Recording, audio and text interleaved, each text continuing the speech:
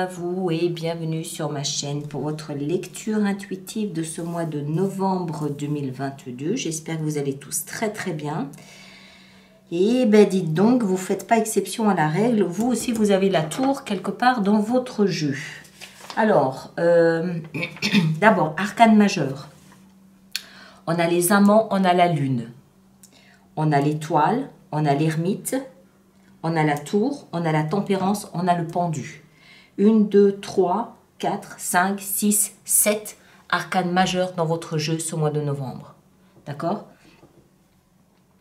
Il n'y a que la 10 de bâton et le valet de denier qui ne sont pas des arcanes majeurs. C'est dire si ce mois de novembre est pour vous capital. C'est un mois majeur.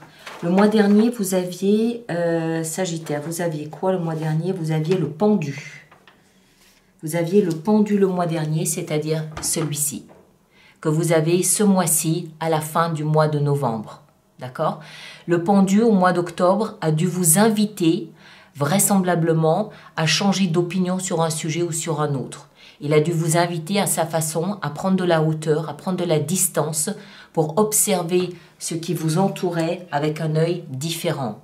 Ce mois-ci, vous avez la lune. La lune nous plonge dans cette espèce de brume, une espèce de brouillard. On ne sait pas trop à quoi ça ressemble le chemin là devant nous. On ne sait pas trop, on sait pas trop à quelle sauce on va être mangé. La lune parle d'émotions, donc il peut y avoir peut-être beaucoup d'émotions qui sont impliquées ce mois de novembre. La lune parle également de l'inconscient, de l'intuition. C'est le principe féminin aussi. Donc, il y a peut-être beaucoup à voir ici avec tout ce qui se passe en vous, à l'intérieur de vous, comme s'il y avait une deuxième vie à l'intérieur de vous qui prend toute sa place ce mois de novembre. D'accord? Du coup, vous savez peut-être pas trop comment gérer ça. Vous savez peut-être pas trop à quelle sauce, encore une fois, vous allez être mangé. On va voir, on va rentrer dedans. On va essayer de mieux comprendre, mais moi je suis impressionnée par le nombre d'arcanes majeurs, vraiment. Je pense que ça va être un mois important pour vous. Alors, votre énergie à vous, ici, hein, ça c'est l'influence de l'extérieur. C'est ce à quoi la vie vous invite. La vie, le destin, l'univers, ce que vous voulez. C'est ce à quoi la vie vous invite. À vous abandonner à cette incertitude du moment, à l'ignorance de savoir où je vais, voilà. Vous, votre énergie, on retrouve la lune. D'accord? Donc, vous êtes vraiment dans une zone en novembre où vous ne voyez pas où vous mettez les pieds. Vous ne voyez pas, vous ne savez pas. Ça peut concerner une vie de partenariat, une vie avec votre partenaire, une vie amoureuse puisqu'on a les amants ici, mais ça n'est pas une nécessité parce que les amants peuvent aussi représenter la façon qu'on a de se voir soi-même. Comment expliquer ça? Moi, j'aime bien voir les amants, vous savez, un petit peu comme quand on se découvre et on aime ce qu'on découvre en soi. On est complet, on est global parce qu'on fusionne avec tous les aspects de qui on est. D'accord? Donc, il est possible que vous soyez surpris vous-même par un aspect de votre personnalité. Il est possible que vous soyez tout en émotion, encore une fois, des émotions que vous n'aviez peut-être pas l'habitude de vivre, de ressentir. Moi, je ne peux pas m'empêcher de me dire que c'est un peu comme s'il y avait une deuxième vie à l'intérieur de vous. On va essayer d'affiner, vous allez voir où je vais en venir. Ce que vous voulez le plus, c'est l'étoile, c'est-à-dire être guidé par quelque chose. C'est l'espoir, c'est la douceur, c'est l'élégance, c'est la grâce, c'est ce que vous désirez le plus. Pour moi, vous savez que... comment expliquer ça? C'est comme s'il y avait quelque chose d'invisible, d'accord? D'inatteignable. Et vous vous laissez porter, alors peut-être par votre intuition, vous vous laissez porter, vous vous laissez guider par une lumière à l'intérieur de vous sur ce chemin-là. D'accord? Pourquoi? Parce que ce qui va vous aider, c'est l'ermite. On est toujours dans les arcanes majeures. Hein. Ce qui va vous aider, c'est l'ermite.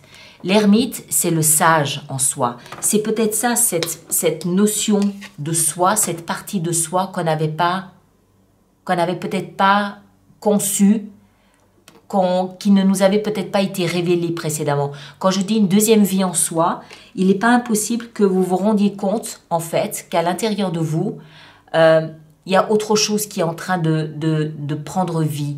Quelque chose de sage, quelque chose de lumineux. Ça peut être spirituel. D'accord? C'est tout à fait possible que ce soit un éveil spirituel. Mais les émotions sont encore une fois très fortement impliquées. Le sage, donc dans la position de ce qui va vous aider, le sage, je le rappelle, c'est celui qui va se retirer dans sa grotte, c'est-à-dire tout au fond, dans son intimité, dans le silence, dans un petit recoin où il sait qu'il est en sécurité, il sait que personne ne viendra le déranger, et là, il va s'interroger. Il va se poser des questions sur sa condition humaine, sur la raison de sa mission de vie, quelle est sa mission de vie, sur la nature humaine, sur l'échec, la victoire, le chemin que prend un être humain sur la... Enfin, ce genre de choses, des questions très, très philosophiques, très existentielles, très spirituelles. Il veut mettre de la lumière sur ses doutes, sur ses incertitudes, sur des questions qu'il se pose et auxquelles il cherche des réponses. Il est donc tout à fait possible avec ça que vous soyez ce mois-ci happé par vous-même, n'est-ce pas? Par vous-même, par une vie à l'intérieur de vous qui vous appelle à vous interroger sur d'autres aspects de la vie, de vous, de la mort, peut-être aussi, de l'amour, de voilà, ce genre de choses. Le défi, c'est le valet de denier. Le défi, ça va être de garder les pieds dans la matière, sur terre. Le défi va être de commencer un nouveau départ, concret, tangible, factuel. Les valets, vous le savez maintenant, ce sont des débuts, ce sont des commencements. Et le valet de denier, lui, il est rattaché à la terre. C'est concret. C'est pas du spirituel. C'est pas des émotions. C'est de la matière. C'est-à-dire qu'il va prendre son épargne pour s'acheter une maison, par exemple. Il s'offre un nouveau départ concret, tangible. Il va prendre son épargne ou il va vendre une maison pour acheter un commerce. C'est concret, c'est tangible. Il va s'acheter un billet d'avion pour partir à l'autre bout de la planète. C'est concret, c'est tangible. Vous comprenez? Il y a un nouveau départ concret, tangible qui est dans le défi pour vous.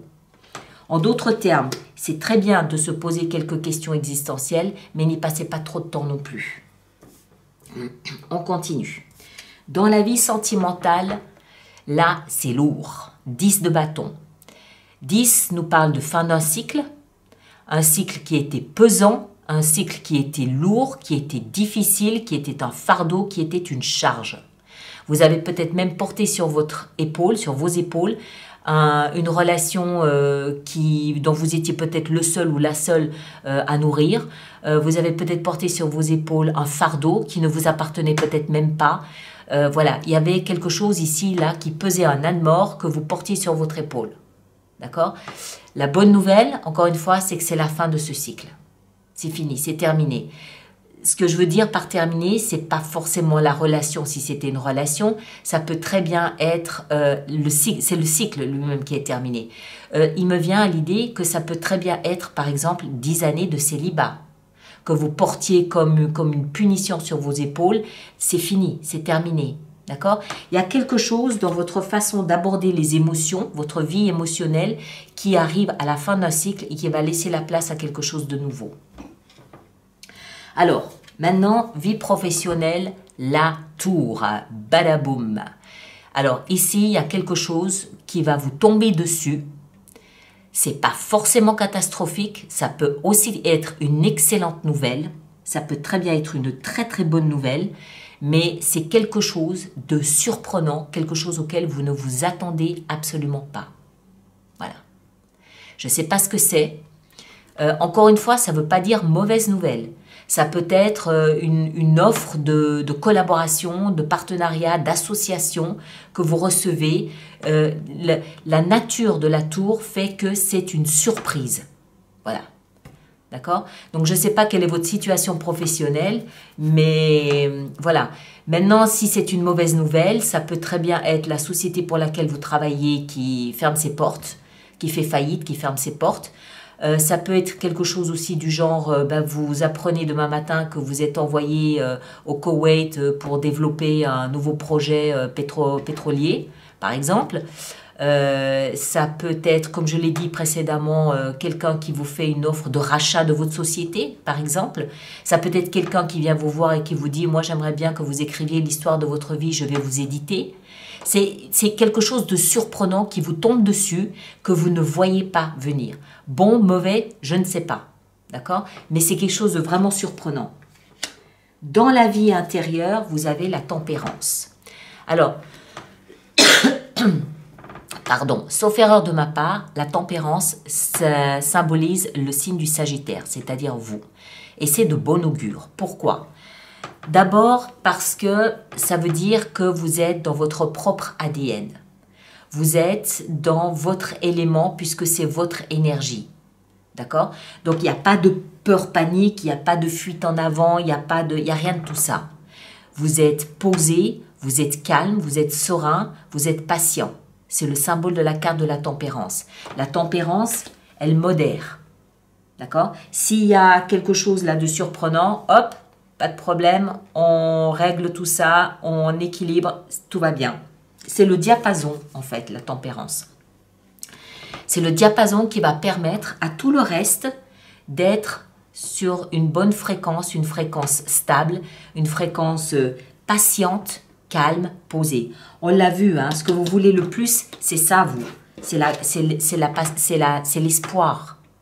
Pour nourrir de l'espoir, pour mesurer ce qu'est l'espoir, pour mesurer son espoir, pour mesurer la grâce qu'on injecte dans sa vie, il faut qu'on soit calme, posé, serein, harmonieux, tempéré. Il le faut. La tempérance, elle vous apporte tout ça. D'autant plus, encore une fois, que c'est votre signe. Et la tempérance, elle signifie vraiment que vous avez trouvé un point d'appui. Oui, il y a des hauts, il y a des bas, mais tout de suite, vous arrivez à rééquilibrer pour pouvoir avancer sereinement sur le chemin qui est le vôtre. Et en fin de mois, le pendu. Encore un arcane majeur. Le pendu, celui que vous aviez en octobre, l'influence du mois d'octobre. Alors, ce que ça peut signifier deux choses. Ça peut signifier que toutes ces arcanes majeures, toutes ces influences majeures dans votre mois de novembre peuvent vous amener, surtout cette deuxième vie intérieure, hein, comme j'ai envie de dire, peuvent vous amener à la fin du mois de novembre à reconsidérer votre position. D'accord? Le pendu, c'est toujours le même message, il prend de la hauteur, il change d'angle de vue pour porter sur sa situation un regard complètement différent. Il s'enrichit de changer de point de vue et ça peut l'amener à changer d'opinion sur un sujet, sur un thème, sur un dossier. L'autre possibilité, c'est qu'en fin de mois, non, je le prends autrement.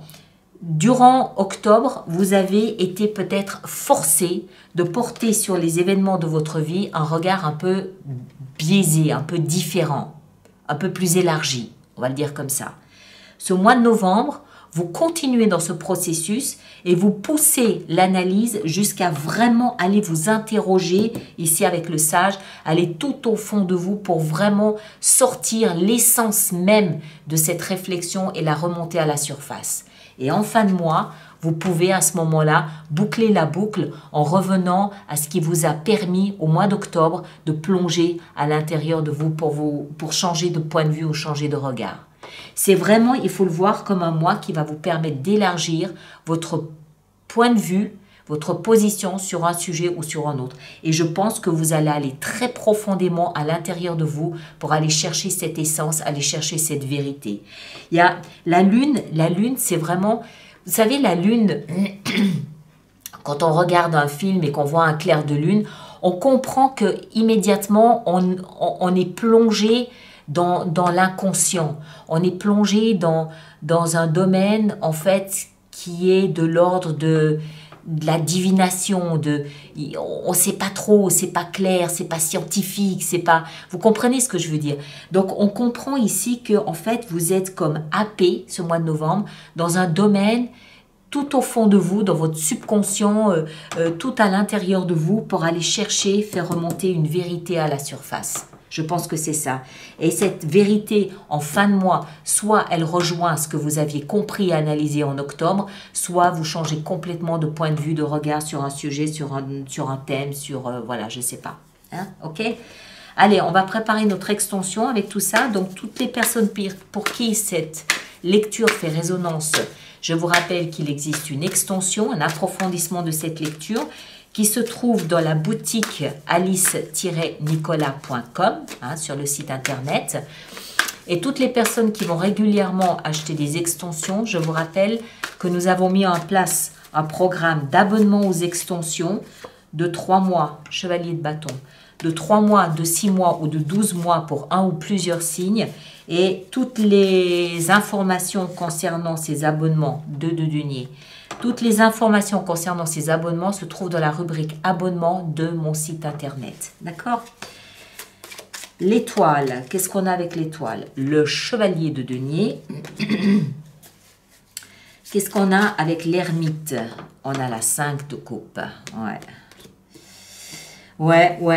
Mais moi, je crois que j'ai jamais vu autant d'arcanes majeures dans une lecture mensuelle. Le valet, ici, on a l'as de denier. Très bien. Il y a beaucoup de deniers, là, par contre. 10 de bâton dans la vie sentimentale, nous avons la 9 d'épée. La tour dans la vie professionnelle, nous avons le chariot. Excellent. Excellent. Hein? La tempérance dans la vie intérieure, nous avons la 10 de coupe. Excellent aussi. Regardez-moi toute cette couleur jaune, là. Et le pendu en fin de mois, qu'avons-nous? Nous avons le chevalier de coupe. Vous avez 3 chevaliers, mes chers. 3 chevaliers, donc beaucoup d'actions. Et ici, la 9 de denier à la fin du paquet. Voilà, alors, allez voir votre signe ascendant et votre signe lunaire pour compléter la lecture. D'accord? Ça permettra de personnifier la lecture. Et puis, merci de partager, de liker, mais surtout de vous abonner aussi si ce n'est pas déjà fait, mais surtout de laisser vos commentaires pour les autres personnes du signe du Sagittaire. Et puis, nous, on se retrouve au courant du mois de novembre pour la projection sur le premier semestre de l'année 2023. D'accord? Merci à vous tous et à très bientôt. Le lien pour l'extension est là-dessous. Merci bien.